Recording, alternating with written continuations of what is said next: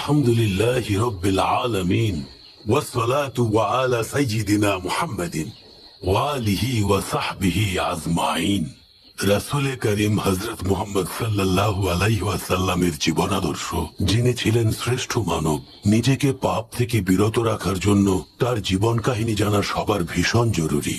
হযরত মুহাম্মদ সাল্লাল্লাহু আলাইহি ওয়াসাল্লাম ইবনে আব্দুল্লাহ ইবনে আব্দুল মুত্তালিব ইবনে হাশিম ইবনে আব্দে মানাফ ইবনে কুসাই ইবনে কিলাব ইবনে মুর্রাহ ইবনে কাব ইবনে লুই ইবনে গালিব ইবনে ফাহার ইবনে মালিক ইবনে নাদর ইবনে কিনানা থেকে শুরু করে আদনান পর্যন্ত, এবং তার অনেক বছর পর আল্লাহর প্রিয় বান্দা সাইয়্যিদিনা ইসমাইল আলাইহিস সালাম, যিনি সাইয়্যিদিনা ইব্রাহিম আলাইহিস সালামের পুত্র, তার কাছে পৌঁছায়। বলা হয়ে থাকে আব্দে মানাফের পুত্র হাশিম একজন সুদর্শন এবং সাহসী মানুষ ছিলেন, আর তিনি অনেক সম্মানও অর্জন করেছিলেন।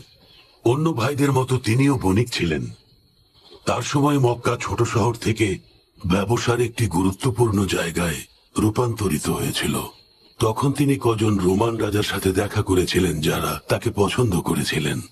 তিনি তখন রোমান ভূমিতে কুরাইশ বংশের জন্য ব্যবসার অনুমতি চেয়েছিলেন, আর পেয়েও ছিলেন। এরপর হাশিম যখন এই সুখবর নিয়ে পবিত্র মক্কায় ফিরলেন, তখন সমগ্র আরব তার প্রশংসা করেছিলেন, এবং আরবীয় নেতাদের কাছ থেকে বড় বড় সওদা নিয়ে আসাম থেকে মক্কা আসেন। কুরাইশদের দুটি ব্যবসায়িক ভ্রমণ হয়, সেই বর্ণনা পবিত্র কোরআনুল কারিমে আছে। হাশিমের ভাইয়েরাও তার পথেই হাঁটে। তারা আবিসিনিয়া থেকে শুরু করে ইয়েমেন ও আলহেরায় ব্যবসায়িক ভ্রমণ করেন। এরপর থেকে তারা বছরে দুবার ব্যবসায় বের হতেন, শীতকালে আসামে এবং গ্রীষ্মকালে ইয়েমেনে। এখানে হাশিমের একটা গল্প আছে। একজন রোমান রাজা তার সাথে নিজের কন্যার বিয়ে দেওয়ার প্রস্তাব দেন, তাই তিনি গাজ্জাহতে চলে যান এবং সেখানেই মৃত্যুবরণ করেন। তারপর থেকেই এটি গাজ্জা হাশিম নামে পরিচিত। হাশিমের বিয়ে হয়েছিল মক্কা শরীফে। সেখানে তার 3 পুত্র ছিল, নাদলা, আবু সাইফি এবং আসাদ। একবার তিনি ইয়াত্রিব হয়ে আসাম যাওয়ার পথে বন্ধু আমরের সাথে দেখা হয়ে যায়, যার পিতা জায়েদ ছিলেন একজন খাজরা জাতির নেতা। হাশিম তার কন্যা সালমাকে বিবাহ করেন, যার গর্ভ থেকে পুত্র সাইবার জন্ম হয়। পরে তিনি গাজ্জাতে মারা যান, যেটা আমি পূর্বেই আপনাদের বলেছি। তার মৃত্যুতে মক্কায় শোকের ছায়া নামে। পুত্র সাইবা সাবালক হওয়া পর্যন্ত মায়ের সাথে থাকতে শুরু করেন। এরপর মুত্তালিব ইয়াত্রিবে গিয়ে পৌঁছান এবং তার ভাতিজা সাইবাকে মক্কায় নিয়ে আসেন। উটের পিঠে আল মুত্তালিবের সাথে তাকে দেখে মক্কাবাসী তাকে আব্দুল মুত্তালিব নাম দেন। আব্দুল মুত্তালিব বড় হতে থাকেন এবং মক্কার প্রধান হয়ে যান। তার একটি মাত্র পুত্র ছিল আল হারিস। তিনি আব্দে মানাফ বংশের ভাইদের নিয়ে শক্তিশালী হয়ে ওঠেন। তার সম্মান আর খ্যাতি আরবের প্রত্যেকটি কোণায়, প্রত্যেকটি জাতির মধ্যে ছড়িয়ে পড়েছিল। এবং একদিন তিবাহ খনন করো আব্দুল মুত্তালিব। তিবা? কি তিবা? বোররা খনন করো। বোররা? আল মাদমুনা খনন করো আব্দুল মুত্তালিব। কি এই আল মাদমুনা? ইয়া রাব্বুল আল বাইত, এইমাত্র এটা কি শুনলাম আমি? জমজম খনন করো। জমজম? কি এই জমজম? এমন কূপ যা কখনোই শুকাবে না, যা অনবরত পথিকদের তৃষ্ণা মেটাবে। এটা সেখানে অবস্থিত যেখানে কোরবানি করা হয়, যেখানে পিপাসু কাকপক্ষীরা আঘাত করছে। আমি খনন করব জমজম। আল হারিস, আমার সাথে এসো। জমজম কূপ খনন করতে যাব, যা আমাদের মা হাজের এবং পিতা ইসমাইলের নিশানা। চলো যাই। এই যে কুরাইশের জনগণ, তাড়াতাড়ি যাও সবাই, ইসাফ এবং নাইলার কাছে যাও। তাড়াতাড়ি যাও কুরাইশের মানুষ। এই আলমুগিরা, কোথায় তুমি আলমুগিরা? আরে কি হয়েছে উমাইয়া? হাশিমের পুত্র আব্দুল মুত্তালিব ইসাফ আর নাইলার ঠিক মাঝখানে কূপ খনন করছেন, যেখানে আমরা সবাই কোরবানি দেই, আমাদের পবিত্র কাবাকে উদ্দেশ্য করে। আব্দুল মুত্তালিবকে থামাতে হবে, এটা করতে দেয়া যাবে না। হ্যাঁ হ্যাঁ, চলো সবাই, হ্যাঁ, চলো। ওকে থামাতে হবে। এই Abdul Muttalib, Abdul Muttalib, Abdul কি করছো মুত্তালিব, তুমি এটা আব্দুল মুত্তালিব? কি চান আপনারা? তুমি এখানে কিছুতেই কূপ খনন করতে পারবে না। আমাদের আদর্শ ইসাফ ও নাইলাহ আছে, যেখানে আমরা কুরবানি দিই, যেটা আমাদের প্রার্থনার জায়গা। মহান আল্লাহর নির্দেশে আমি খনন করছি। আপনারা দেখতে পাচ্ছেন না একটা পুরনো কুয়া এখানে বন্ধ হয়ে আছে? ওদেরকে থামাও হারিস। জহুকুম আব্বা, আমরা এখানে এসব করতে আসিনি আব্দুল মুত্তালিব। খনন করা বন্ধ করো। পানি না আসা পর্যন্ত বন্ধ হবে না। দেখো আমার ভাই, আমরা এখানে লড়াই করতে আসিনি। মক্কাতে তো আরো অনেক কূপ আছে, বারদাতে আছে, সাজলাতে আছে, আরো অনেক অনেক বন্ধ কূপ পড়ে আছে এই মক্কায় আমার ভাই। তুমি ওগুলো গিয়ে খনন করো। কেন কেন এত জায়গা থাকতে তুমি এখানেই খনন করছো? অন্য কোনোটা খনন করো, আমরা সাহায্য করব। আমার কাছে নির্দেশ এসেছে। কে তোমাকে নির্দেশ দিয়েছে আব্দুল মুত্তালিব? এক অলৌকিক কণ্ঠ আমাকে নির্দেশ দিয়েছেন। আমাকে এখন আমার নির্দেশ পালন করতে দিন। আমি আমার নির্দেশ পালন করেই থামবো। এটা হতে পারে না। তোমার পুত্রকে সরে যেতে বলো, তারপর দেখছি। ভুলে যেও না তুমি এখানে একা দাঁড়িয়ে আছো। কার সাহসে এসব তুমি করছো? ইয়া রাব্বিল কাবা, এটা কি? এটা কি কোন মরিচিকা নাকি নাকি এর নিচে পানি আছে? কোথায় তোমার পানি আব্দুল মুত্তালিব? গুপ্তধন, এগুলো জুরহুমের মক্কা থেকে যাওয়ার সময় রেখে গেছে। এখানে দুটো সোনার হরিণ আর 7টা স্বর্ণের তলোয়ার আছে, স্বর্ণের ঢালও আছে। এর ভাগ কিন্তু তোমাকে দিতে হবে আব্দুল মুত্তালিব। ভাগ কেন দেব? যে জিনিস আমি নিজে পেয়েছি সেটার ভাগ কেন আপনাদেরকে দিতে যাব? ভাগ তোমাকে দিতেই হবে। আমরা তোমার অভিভাবক, আমাদের অধিকার আছে। পুরো কুরাইশ আমার সাথে আছে। আমি জানি এরা আমার জন্য লড়বে। হাশেমের বংশকেও যদি ডাকি, যাই হয়ে যাক না কেন, তারা আমাকে বাঁচাতে আসবে, কেউ কিছু করতে পারবে না। আমার বাবা এখানে ভূমিপতি ছিলেন। আমি যা করছি কুরাইশদের ভালোর জন্যই। যতক্ষণ পর্যন্ত পানি না পাবো ততক্ষণ পর্যন্ত খুঁড়তে থাকবো। আর তারপর এই গুপ্তধনগুলো নিয়ে কাবাতে যাব। তারপর বিচার হবে কে এগুলো পায়। কিভাবে? কাবাতে দেখা হবে। আমরা দুটো দুটো করে নেব, বাকিটা কাবার জন্য থাকবে। আমরা তোমার ওপর ছাড়লাম আব্দুল মুত্তালিব। আমরা তোমার কথায় রাজি আব্দুল মুত্তালিব। খুঁড়তে থাকো জমজম কূপ। কাদা, দেখো কাদা, দেখতে পাচ্ছ কুরাইশের জনগণ? এইটাই জমজম কূপ। আমাদের পিতা ইসমাইল এবং মাতা হাজার নিশানা। এই সেই জমজম কূপ যা কোনোদিন শুকাবে না, যা পথিকের তৃষ্ণা মেটাবে। এই মক্কার প্রধান আব্দুল মুত্তালিব, তোমার উন্নতি হোক। এরপর আব্দুল মুত্তালিব জমজম থেকে গুপ্তধন নিয়ে কাবাতে চলে গেলেন, যেখানে ভাগ্যের পরীক্ষা হয় তীরন্দাজের দ্বারা। এরপর সেখান থেকে তিনি দুটো সোনার হরিণ জিতে আল কাবার দরজায় লাগান এবং স্বর্ণ দিয়ে পবিত্র কাবার তালা চাবি বানান।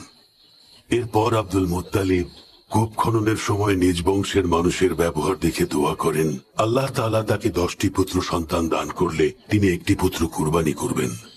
তার স্ত্রী সুমরা আল আমিরিয়ার পর আব্দুল মুত্তালিব 4টি বিবাহ করেন, যাদের ঘরে 10টি সন্তান জন্ম নেন।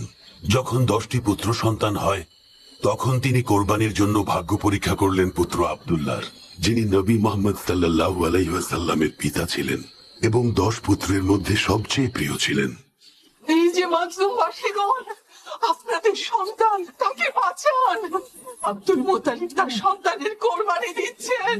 ওর মাথা খারাপ হয়ে গেছে। চলো তাড়াতাড়ি। জমজমের কাছে নিয়ে গেছে। তাহলে এটা পুরো কুরাইশ বংশের রীতি হয়ে যায়। তাড়াতাড়ি চলো, তাড়াতাড়ি চলো। পিতার প্রতি তোমার আনুগত্য দেখে আমি মুগ্ধ আব্দুল্লাহ।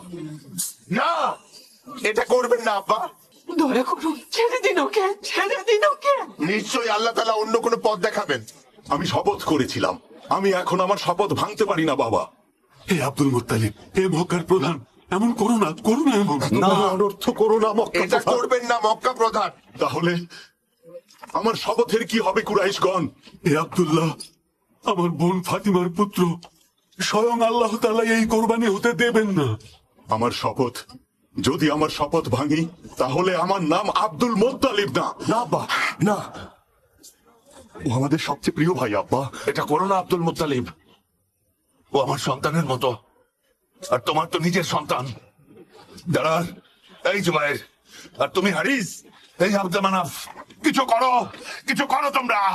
হে আব্দুল মুত্তালিব, তুমি যদি এখন নিজের পুত্রকে কুরবানি করো তাহলে তা কুরাইশ বংশের রীতি হয়ে যাবে। তুমি তো আমাদের জন্য উদাহরণ। আল্লাহর দোহাই, আল্লাহর দোহাই আব্দুল মুত্তালিব, তুমি থামাও এটা। এর বদলে কি চাও বলো, আমরা আমাদের সমস্ত সম্পদ দিয়ে দেব। এটা করো না। আপনারা কি বলেন কুরাইশগণ? এখানকার প্রধান আব্দুল মুত্তালিব কি কখনো তার দেয়া ওয়াদা ভঙ্গ করতে পারে? তার কাছে দেয়া ওয়াদা যিনি আমাকে পথ দেখিয়েছিলেন জমজম কূপ খনন করার, সেই জমজম যা মানুষের তৃষ্ণা নিবারণ করছে, শোনো সবাই, চলো আমরা আল হিজাজে যাই। ওখানে একটা উপায় হবেই। ওখানে একজন আছে যার কাছে জিন থাকে। তিনি যদি বলেন যে কোরবানি দাও, তাহলে দিয়ে দিও। কিন্তু এমনও তো হতে পারে উনি আমাদেরকে অন্য কোনো উপায় বলে দেবেন, তাহলে সেটা মেনে নিও। আল্লাহ সাক্ষী আছেন, আব্দুল্লাহ আমার সবচেয়ে প্রিয় পুত্র। যখন ওকে আমি বললাম নিজের ওয়াদা রাখতে, ওকে আমার কোরবানি দিতে হবে, সে বলল বাবা আপনার কথা রাখতে আমি কোরবানি হতে রাজি, নিয়ে যান আমাকে। আমার পুত্রেরা, আল হিজাজে যাওয়ার ব্যবস্থা করো তোমরা। হয়তো ওখানে গেলে একটা উপায় খুঁজে পাবো। ইয়া রাব্বুল কাবা, বাঁচান আব্দুল্লাহকে। আমার চুলের পরিমাণ স্বর্ণ এবং রূপা সদকা দিব। ইয়া রাব্বুল কাবা, বাঁচান আব্দুল্লাহকে। আমি আমার চুলের পরিমাণ স্বর্ণ এবং রূপা সদকা দেব।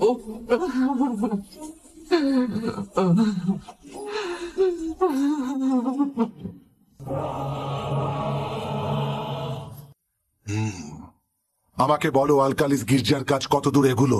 ইবনে মাকসুদ, কাজ প্রায় শেষের দিকে চলে এসেছে প্রভু। খুব দ্রুত আমরা ওখানে নাজরানের শহীদদের শেষাংশ নিয়ে যাব। আর এই গির্জা পৃথিবীর বুকে সবচেয়ে সুন্দরতম গির্জা হবে।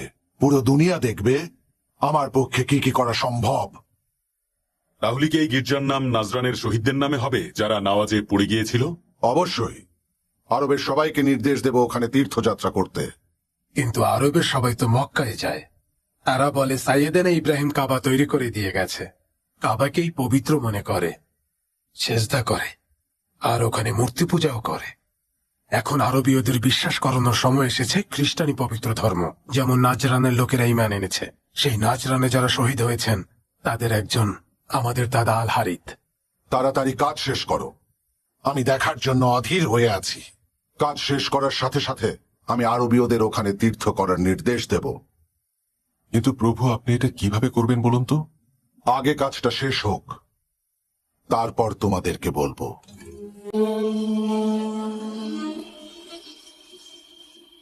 কি হলো আব্দুল মুত্তালিব? কোনো ভালো খবর? আব্দুল্লাহ বেঁচে গেছে।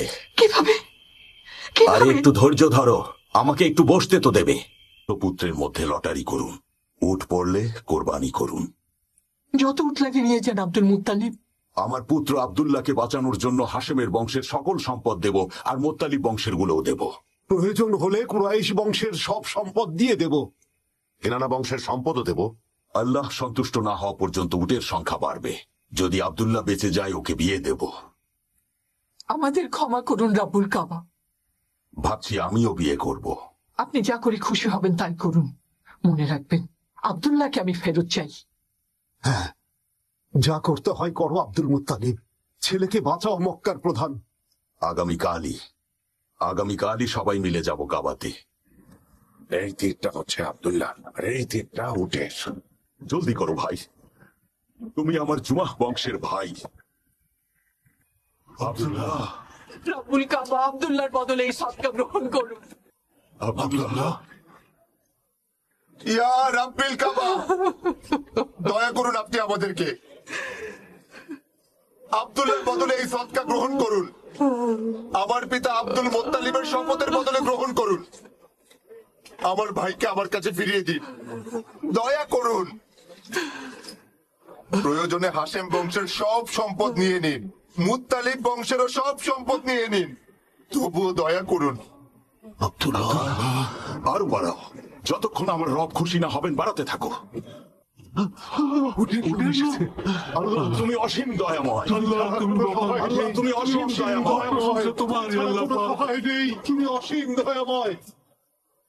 ইয়া রাব্বিল কাবা, কুরাইশদের জন্য এক বিশাল সুখবর।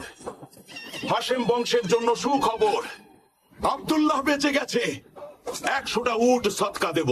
কাবার চারপাশে সবগুলো দরজার সামনে এবং পর্বত সমূহের সামনে কারো খাওয়ায় বাধা থাকবে না। না মানুষ, না কোনো জিন, না পাখি, না কোনো জন্তু। আল্লাহর নামে 100 উট সদকা দেব আমি। আব্দুল্লাহর উপর রহমত আছে, তার উপর আল্লাহর রহমত আছে। এটা আল্লাহরই উপহার। আল্লাহর নির্দেশেই আমি গরিব ধনী সকলকেই এই আহার করাচ্ছি। গরিব হোক আর ধনী, অথবা হোক কোনো পথিক। উপস্থিত কুরাইশগণ, উপস্থিত হাশেমের বংশ, আমি আমার পুত্র আব্দুল্লাহকে বিয়ে করাবো। ওয়াহাবের কন্যা আমিনার সাথে। কাজ শেষ হলেই আমি রওনা দেব আরবের কাবার দিকে, এবং আরবের ওই কাবাকে আমি একেবারে ধ্বংস করে দেব, যেন ওরা আর সেখানে তীর্থে না যেতে পারে। তারপর আমি তীর্থযাত্রীদের আদেশ দেব যাতে নাজরানের শহীদদের স্মরণে তৈরি গির্জায় যেতে। প্রয়োজন হলে আমি বাধ্য করব ওদেরকে। যদি ওরা অস্বীকার করে, যদি আবার কাবা বানায়, তাহলে আমরা ওই কাবাকেও আবার ধ্বংস করে দেব। প্রয়োজনে হিজাজে আক্রমণ করব, যতক্ষণ না আমার সীমানা বাইজান্টাইন পর্যন্ত না পৌঁছায়, এবং আরববাসীদের আমি খ্রিস্টান হতে বাধ্য করব। বাইজেন্টাইন? সেটা তো বুঝলাম না। তুমি জানো না বাইজান্টাইনে কি হয়? বাইজান্টাইনের রাজারা চাই যে তাদের আশেপাশের সব, বিশেষ করে মধ্যপ্রদেশের সবাই খ্রিস্টান ধর্ম গ্রহণ করুক, আর এভাবেই হিন্দুস্তান নিরাপদ হয়ে যাবে পার্সিয়ান আর আরবীয় সমুদ্র এবং ভূমি থেকে। যদি একবার এটা হয়ে যায়, তাহলে হিন্দুস্তান আর চায়নাতে সওদা করতে আর কেউ বাধা দিতে পারবে না আমাদেরকে। সিল্ক, মশলা, হাতির দাঁত, লোবান সবকিছুই একদম হাতের মুঠোয় চলে আসবে। রাজা এটাই চায়, আমি তার স্বপ্ন আমার হাতেই পূরণ করতে চাই। এটাই এখন আমার জীবনের একমাত্র উদ্দেশ্য। কিন্তু ইথিওপিয়া আর সেখানকার রাজারা কি করবেন? সে আমার কি করবে? ইথিওপিয়ার রাজা আমার কি করতে পারবে বলো? আমি আব্রাহা, ইয়েমেনের রাজা ভুলে যাচ্ছ তুমি? আর আমার সাথে রোমানরাও আছে। ওদের আর আমার ধর্ম এক। আমি আব্রাহা, আগে আমি দালিচ পোর্টে এক রোমান বণিকের কৃতদাস ছিলাম। আমি ওদেরই লোক। রোমান সাম্রাজ্য তো এটাই চায়। গির্জার কাজ তাড়াতাড়ি শেষ করো মাকসুদ। তারপর আরবীয়রা সানাই আমার গির্জায় আসবে। ধীরে ধীরে ওরা এখানে বাণিজ্য করবে, অনেক অনেক মানুষ আসবে, আর আমি ওদের রাজা হব, আব্রাহা। অবশ্যই হবে। আপনার স্বপ্ন দ্রুত সত্যি হবে। হে কুরাইশগণ, আপনারা সবাই এই মক্কার দায়িত্বে আছেন। আমরা সবাই কুশাই আর লুইয়ের বংশধর। আমাদের পিতা গত হয়েছেন। পিতা হাশেমকে গাজ্জায় দাফন করা হয়েছে, আর আবু মুত্তালিব ইয়েমেনে দাফন হয়েছে, আর নাফাল ইরাকে মৃত্যুবরণ করেছেন, আর আব্দুল শামস দাফন হয়েছেন কাবার পূর্ব দিকে। আমাদের শেষ পরিণতিও যেন এমন হয় আব্দুল মুত্তালিব। আমরা কাবাকে মানি। আর আপনি আমাদের সর্দার আব্দুল মুত্তালিব। সবার ভালো হোক। এখানে আসা তীর্থযাত্রীদের খাবার ও পানি দেয়া এবং এখানকার মানুষদের অধিকার রক্ষা করা, সবার হক আদায় করা, এটাই আমাদের দায়িত্ব। কিন্তু আমার পিতা হাশেম যে রীতি চালু করেন তা আর আজকাল দেখা যাচ্ছে না। আমি আবার শুরু করতে চাই। কোন রীতির কথা বলছো আব্দুল মুত্তালিব?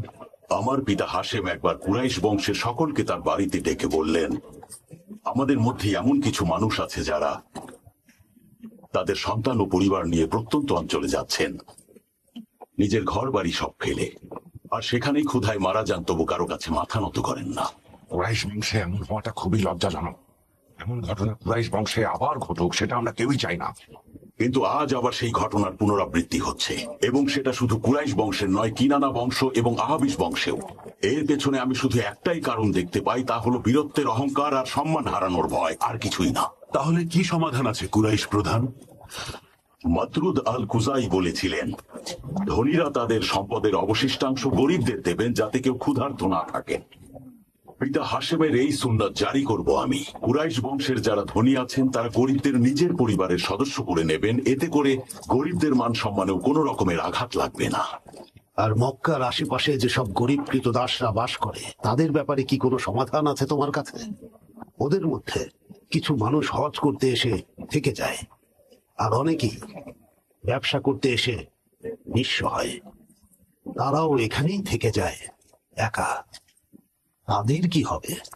যেসব গরিব মানুষদের এখানে নিজের কোনো পরিবার নেই, তারা কাবার সদকা দেয়া খাবার থেকে খেতে পারবেন, এবং কাবায় দান করা কাপড় থেকেই তাদের বস্ত্র পরিধান করার ব্যবস্থা করা। হে কাবার প্রতিবেশী, আপনারা আরবের উদাহরণ, কৃতদাসদের কষ্ট দেবেন না। ভেবে দেখুন কুরাইশগণ, কৃতদাসদের পেটে ক্ষুধা থাকলে তারা রাগান্বিত হবে, এমনকি ওরা খুনও করে ফেলতে পারে। এসব তুমি কি বলছো? কি বলছো এসব? কি বলছো জাদান পুত্র? তোমরা তো সোনার থালায় খাও, সোনার পাত্রে পানি পান করো, তুমি এসব বলছো? আমাদের এই এলাকার মধ্যে তোমার মতো ধনী আর একটাও আছে নাকি? উসাই আর হাশেমের মধ্যে যে রীতি চালু হয়েছিল